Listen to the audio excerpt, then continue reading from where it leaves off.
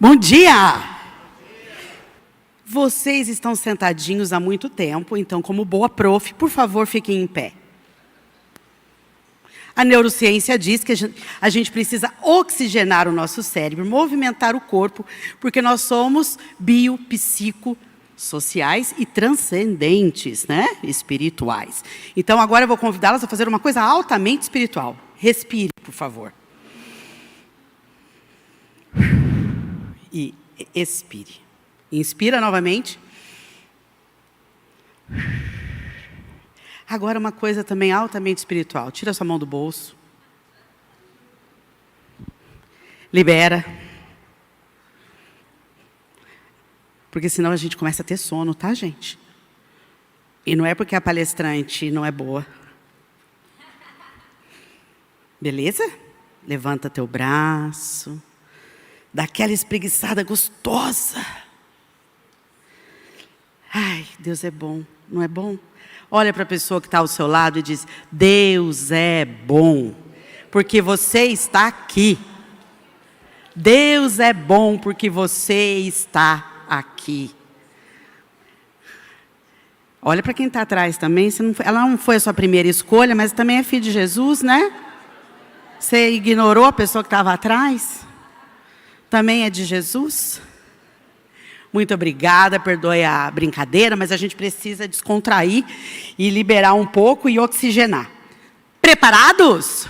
Para a gente falar de um tema básico, macro tendências, é um negócio super fácil. Né? Macro tendências para a educação. Então eu te convido a pegar a sua anotação, pode sentar, pode, eu não sei se você tem alguma coisa para anotar aí, ou você pode pegar o seu celular, eu não tenho problema nenhum que você anote no seu celular.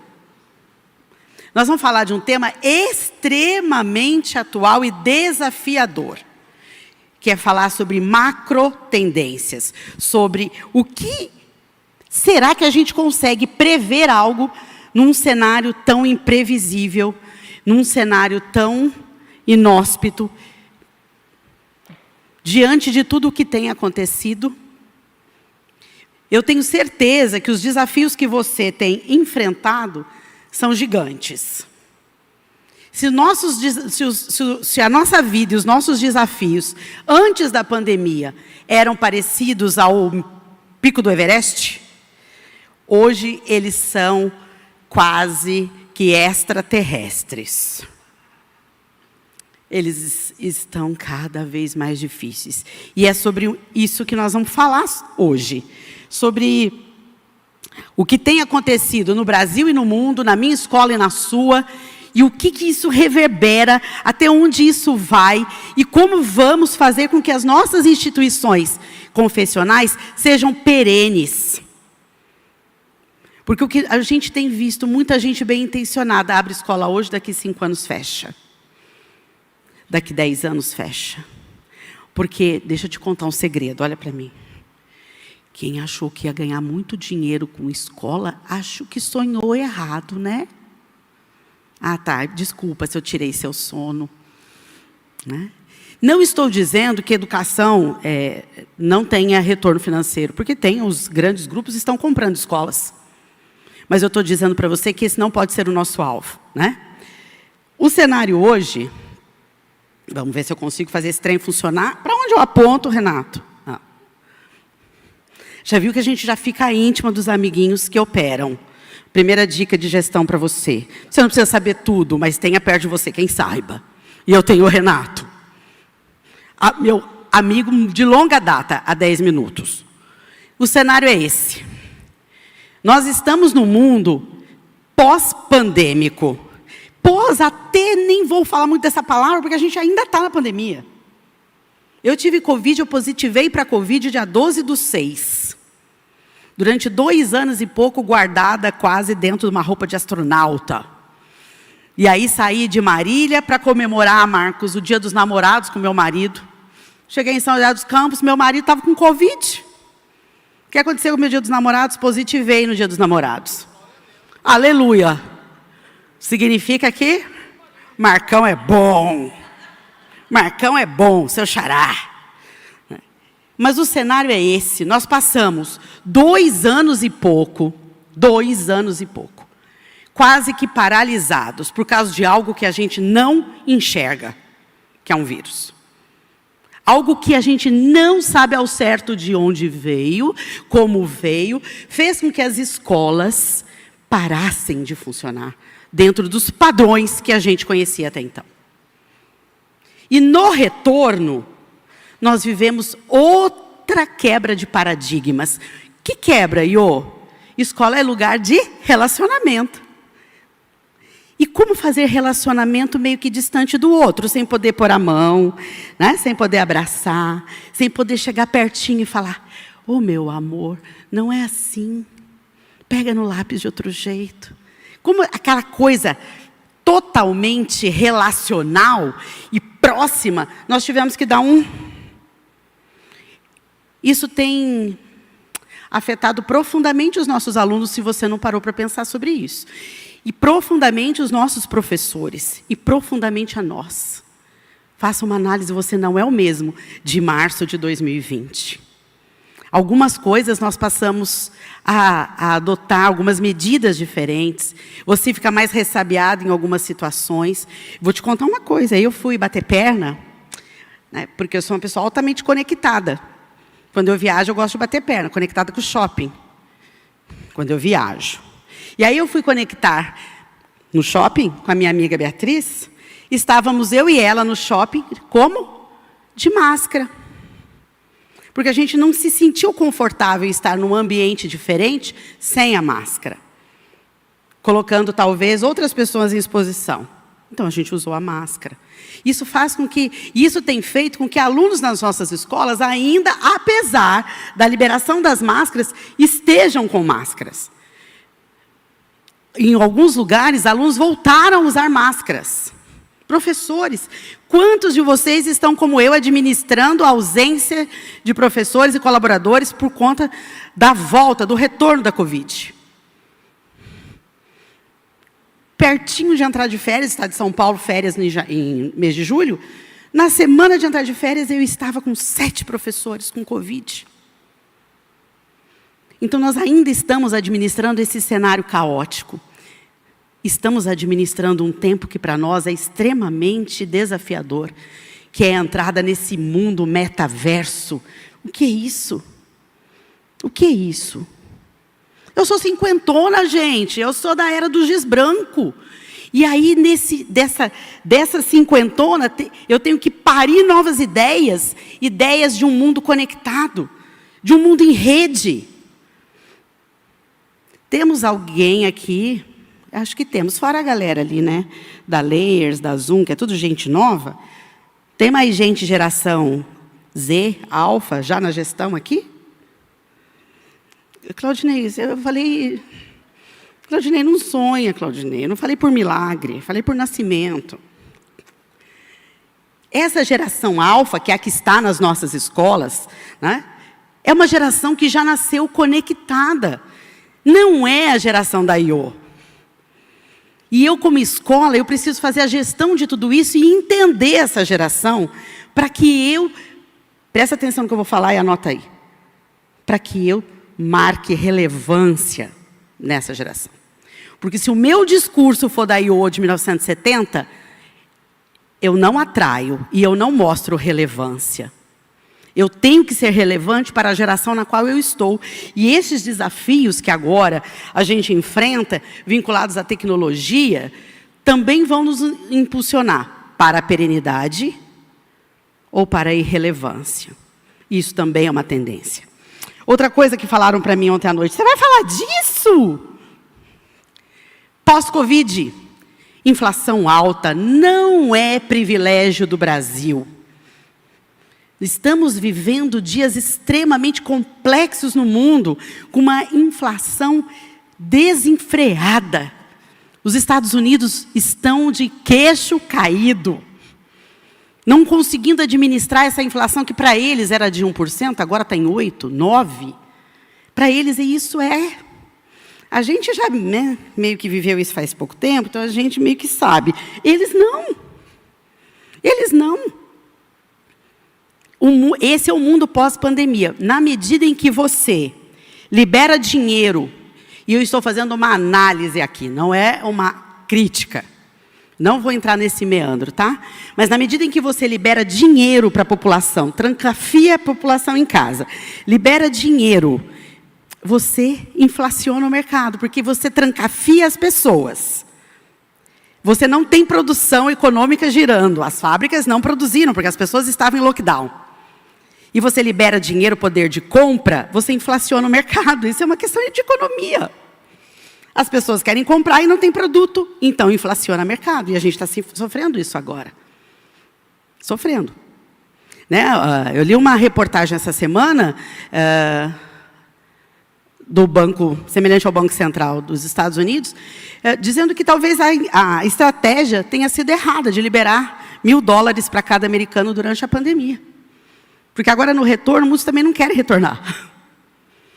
E não tem o que comprar, e aí os preços sobem. E essa inflação alta que a gente está vivendo aqui é uma macro tendência mundial.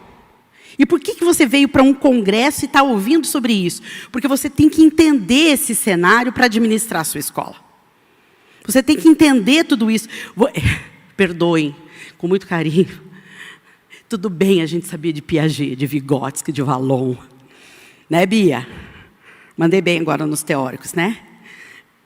Tudo bem, mas a gente tem que entender também de modernidade líquida, a gente tem que entender de economia, se eu sou gestora. E eu tenho que olhar para esse cenário e estabelecer conexões nesse cenário e saber se esse cenário influencia ou não as decisões que eu vou tomar. Pensando em Brasil 2022, a população estimada do nosso país é de 215 milhões de pessoas. A taxa de pobreza hoje gira em torno de quase 20%. Você sabia desses dados? Cerca de 19,6% da nossa população recebe menos que $5,50 por dia. E a taxa de desemprego varia entre 12% a 14%. Empregos formais, não informais. Nós temos renda per capita, isso influencia na decisão da minha escola? Claro, eu preciso conhecer a renda per capita, o PIB da minha região, para eu definir ticket. Olha lá, esse é o ranking mundial de renda per capita. Estados Unidos hoje, de acordo com o GDP per capita, ele ocupa a 7ª posição mundial de PIB, Produto Interno Bruto por pessoa. A Alemanha está em 18º, Portugal, Canadá, e olha o Brasil. Os desafios são imensos. Eu não posso desconhecer isso. Eu tenho que entender que tudo isso influencia na gestão da minha escola. E o que é necessário, então, diante desses dados... Mas, Iô, você está falando só de tragédia? Mas eu tenho que ter a visão do solo muito bem definida para eu responder essa pergunta, que para você, gestor, faz muita diferença.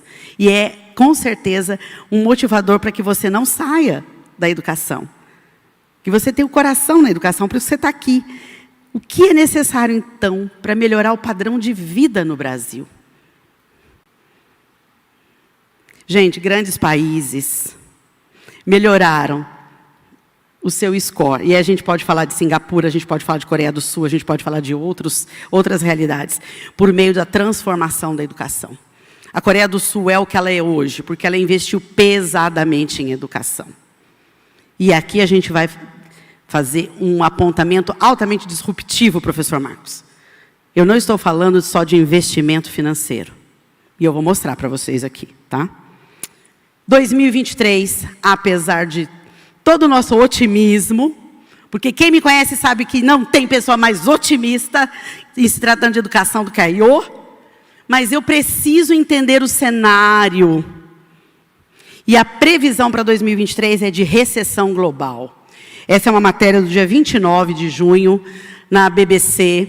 Também saiu na CNN sobre recessão global. 64% dos economistas dizem que a possibilidade de recessão em 2023 é muito forte. Muito forte. Porque o mundo não... A gente não estava preparado para viver uma pandemia. Ninguém nunca está, né, gente? Releva. Mas pandemia, pós-guerra Ucrânia. Que isso? Quando a gente pensava não podia ficar pior, ficou pior. A gente tem que perder a esperança? Não, porque a nossa esperança reside em Jesus. Mas a gente não pode perder um fato bíblico. Bíblico. E qual é esse fato, Iô?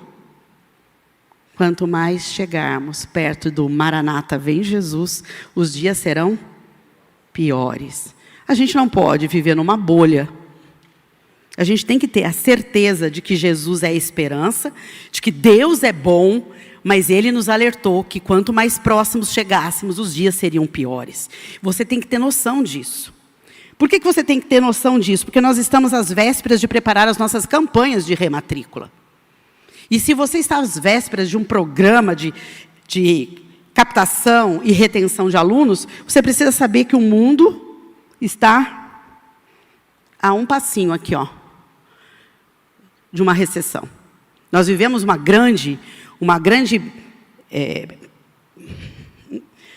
grande trauma em 2008 para 2009, quando os Estados Unidos quase que quebrou no mercado imobiliário. E isso impactou o mundo inteiro. E agora a gente tem a previsão de uma macro tendência novamente de recessão para o mundo. Existe um estudo divulgado essa semana de algumas marcas brasileiras que vão sofrer um impacto muito grande se isso acontecer. Uma delas é a JBS, porque um dos maiores importadores de carne da JBS é o mercado americano. Se o mercado americano deixa de comprar, a JBS sofre. A JBS é Brasil. E não é só a JBS. MRV é outra. A MRV, que você conhece no Brasil como MRV, ela tem um outro nome nos Estados Unidos, e ela exerce grande impacto no mercado imobiliário americano. E se lá sofre, MRV sofre aqui.